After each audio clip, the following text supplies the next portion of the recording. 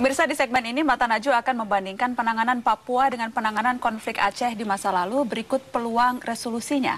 Di studio telah hadir penggagas perdamaian Aceh, Poso, dan Ambon Yusuf Kala, serta Farid Hussein yang ikut berkiprah membuka jalan perdamaian Helsinki dan kini dipercaya sebagai utusan khusus Presiden untuk Papua.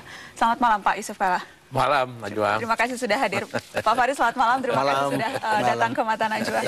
Saya ke Pak Yusuf dulu. Pak Yusuf, bisakah kita membandingkan konflik itu atau betul-betul sama sekali dua persoalan yang berbeda? Konflik itu tidak ada yang sama benar, selalu bermacam-macam sebenarnya.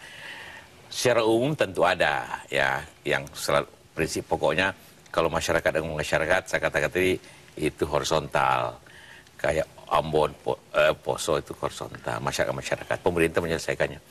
Kalau Aceh itu antara masyarakat dengan pemerintah, kan, sama Papua sebenarnya. Tapi penyelesaiannya tentunya bisa, apapun konflik itu bisa lewat jalan dialog. Oh iya, sebenarnya dialog itu cara untuk berkompromi. Kalau dialog saja tidak akan menyelesaikan persoalan. Dialog bukan penyelesaian persoalan. Penyelesaian persoalan itu komprominya apa? Jalan keluarnya apa?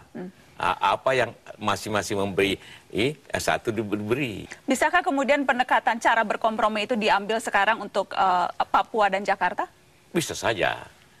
Sebenarnya Papua itu sudah berkompromi luar biasa. Tapi tidak berhasil, Pak. Buktinya kekerasan masih ada, kemudian suara-suara separatisme masih ada, ketidakpuasan masih ada. Iya, kan itu pasti berarti pelaksananya yang tidak jalan, bukan masalah pokoknya. Kalau kemudian dirasa otonomi khusus sama sekali tidak atau sangat sedikit membawa kemajuan di Papua, dari dasar legitimasi politiknya pun merasa tidak dilibatkan. Kemudian ada persoalan sejarah yang mengganjal, ada soal kekerasan, ada soal marginalisasi, ada banyak soal, Pak Yusuf. Iya, kalau soal sejarah tidak habis-habis. Kita mesti cut off sejarah itu, karena dengan otsus itu sebenarnya sudah hasil kompromi, kan?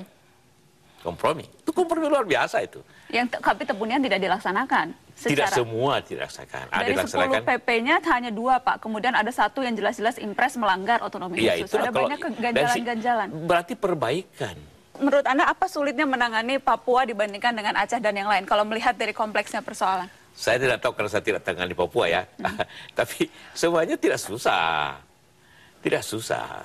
Memang Papua itu tidak banyak komponen.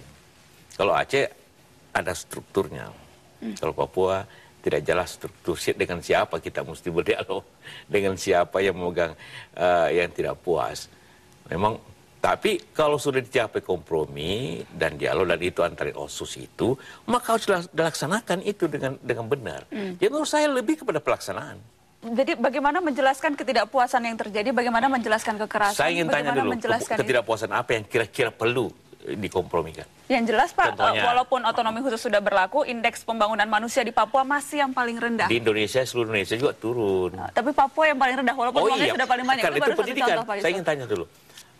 Dalam otsus dikatakan, 30% dana itu harus pendidikan. Jadi, tentu dilaksanakan. Kenapa dengan dana yang besar ini, indeks manusia masih rendah? Pelaksananya harus ditegur. Oke. Pak Farid, titik komprominya kalau membaca dari yang tadi dikatakan Pak Yusuf ada di mana? Karena kan Anda menjadi utusan khusus Papua. Apa persisnya misi Anda ketika ditunjuk oleh SBY menjadi utusan khusus ini? Ya, mencari itulah. Mencari apa yang titik kompromi. Itulah. Dicari. Ditanya lagi, apa yang sebenarnya yang kita sudah berikan, kamu anggap belum? Mari kita bicarakan itu. Mari kita berbicara.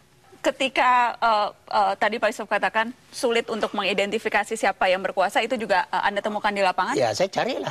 Mulai dari akar rumputnya, tanya bagaimana siapa yang bisa kita lawan berbicara. Seperti dikatakan memang susah karena terlalu banyak pimpinan di sana. Bahwa kemudian ada perasaan tidak percaya begitu pada Jakarta karena ada kekerasan, operasi militer, pos-pos militer di mana-mana, pelanggaran HAM, terakhir pun kemudian ada pelanggaran HAM, Komnas HAM mengatakan demikian. Bagaimana kemudian, karena kan kalau mau memulai berkompromi harus ada... Yang pertama saya buat adalah dia trust sama saya dulu. Bahwa saya yang ditugaskan untuk itu, bicara untuk itu. Dan apa kita kan semua manusia ini, apa yang kita ucapkan itu harus kita pegang. Benar-benar itu, trust itu. Kalau dia sudah trust saya trustkan pemerintah punya mau begini. Bagaimana kita berbicara kompromi untuk itu. Ya karena dikatakan sudah kita berikan apa saja sudah. Kita tanyalah lagi itu, di mana letak kekecewaannya. Pak Yusuf, kalau bicara pemerintah kan ada banyak faksi-faksi nih sesungguhnya kalau dalam pemerintahan.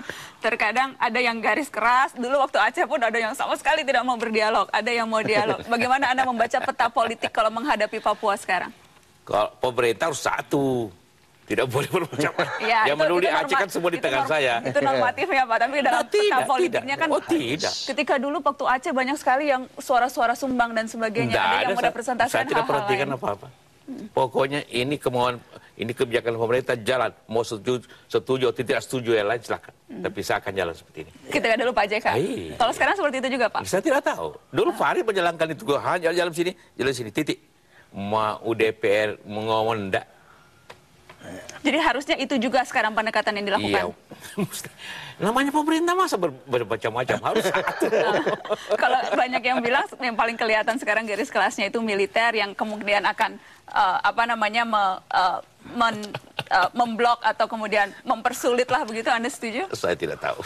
Peta politiknya Pak JK lihat bagaimana? Saya tidak bisa baca peta politiknya. Pak JK mentang-mentang sudah bukan wapres nih. Kalau pengalaman dulu, tapi memang biasanya seperti itu, militer lah yang agak lebih sulit.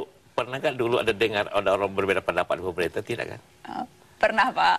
Siapa? Tidak sekencang sekarang beda pendapatnya, tapi dulu pun ada. Tapi DPR pun saya ada diam bahwa kebijakannya begini. Nanti setelah selesai baru saya lapor sama DPR. Tidak sekarang. Oke. Diterima. Pak, jadi kewenangan seperti apa atau harus yang nanti akan Pak Farid atau katakanlah tim yang dibentuk untuk memulai dialog mencari kompromi itu seperti apa harus diberikan kewenangan? Begini, saya sering berkali-kali sampaikan dimanapun bahwa soal Papua itu hasil kompromi. Sudah dari berbagai unsur yang terlibat bertahun-tahun. Tinggal melaksanakan hasil yang disetujui bersama ini. Itu aja. Dan tidak kurang, tidak lebih dari itu. Pendekatan ekonomi menjadi penting menurut Anda Pak JK?